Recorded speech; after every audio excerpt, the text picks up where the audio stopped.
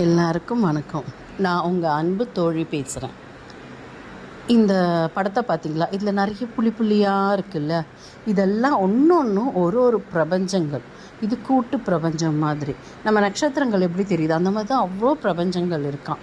அந்த பிரபஞ்சத்துக்குள்ளே நம்ம மில்கி வே அப்படின்னு ஒரு கேலக்சியில் இருக்கோம். அந்த மில்கி வேக்குள்ளே பூமியில், அந்த பூமிக்குள்ளே இந்தியாவில் ஒரு பர்டிகுலர் ஸ்டேட்டில், அந்த ஸ்டேட்டுக்குள்ளே ஒரு ஊரில், அந்த ஊரில் ஒரு தெருவில், அந்த தெருவில் ஒரு அப்பார்ட்மெண்ட்டில், அந்த அப்பார்ட்மெண்ட்டில் ஒரு வீட்டில் இருக்கும் பொழுது கூட ஏதோ ஒரு ரூமில், ஒரு சேர்லேயோ ஒரு சோஃபாலேயோ ஒரு 3 அடி இடத்துல தான் நம்ம உட்காந்துன்னு இருக்கோம்.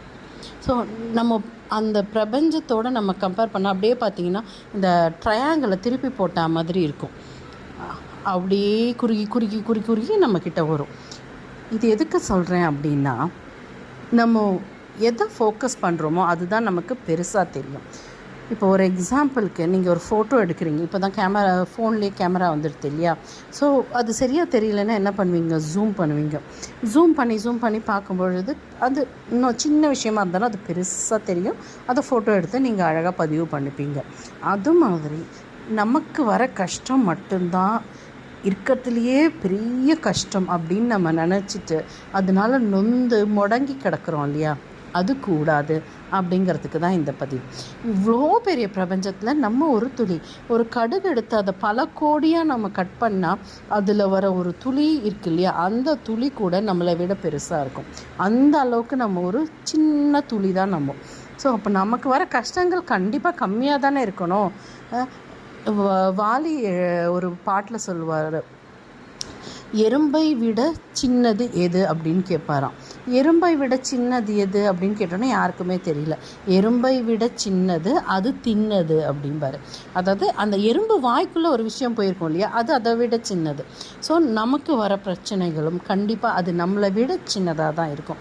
அதை நம்ம அப்படியே ஜூம் பண்ணி பூத கண்ணாடி வச்சு பார்த்து அதை பார்த்து பயப்படாமல் உங்களுக்கு இருக்கிற பிரச்சனையை முதல்ல ஒரு பேப்பரில் எழுதுங்க.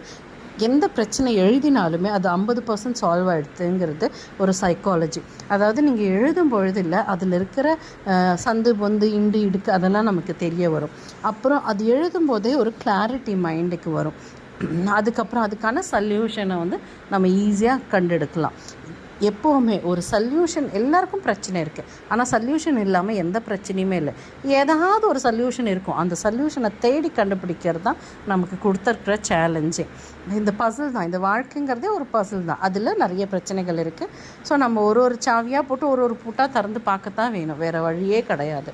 இந்த வாழ்க்கை அப்படிப்பட்டதான வாழ்க்கை தான். அதை அக்செப்ட் பண்ணிவிட்டு நமக்கு இருக்கிற இந்த பிரச்சனைங்கிற பூட்டுக்கான சாவி எதுங்கிறத சாதுரியத்தோட கொஞ்சம் அமைதியாக உட்காந்து, நமக்கு மட்டும் பிரச்சனை இல்லை, உலகத்தில் இருக்கிற ஒரு ஜீவராசிக்கும் ஒரு விதமான பிரச்சனை.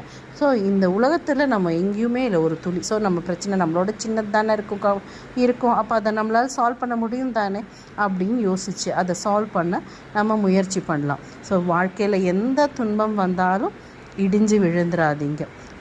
அப்படி விழுந்தாலும் பரவாயில்லை, ஆனால் விழுந்தே கிடந்துடாதீங்க. வீழ்வது வெட்கம் அல்ல, விழுந்து கிடப்பதே வெட்கம்.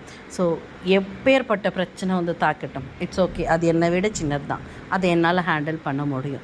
இந்த பிரபஞ்சத்தில் நானே ஒரு துணினா அது என்னோட இன்னும் குட்டியாக தானே இருக்கும், நான் ஈஸியாக கடந்து போயிடுவேன் அப்படின்னு அதை கடந்து போயிடுங்க. இந்த பதிவு உங்களுக்கெல்லாம் பிடிச்சிருக்கும்னு நினைக்கிறேன். பிடிச்சிருந்தா உங்கள் ஒப்பீனியனை என் கூட ஷேர் பண்ணுங்கள். உங்கள் அன்பு தோழி. நன்றி, வணக்கம்.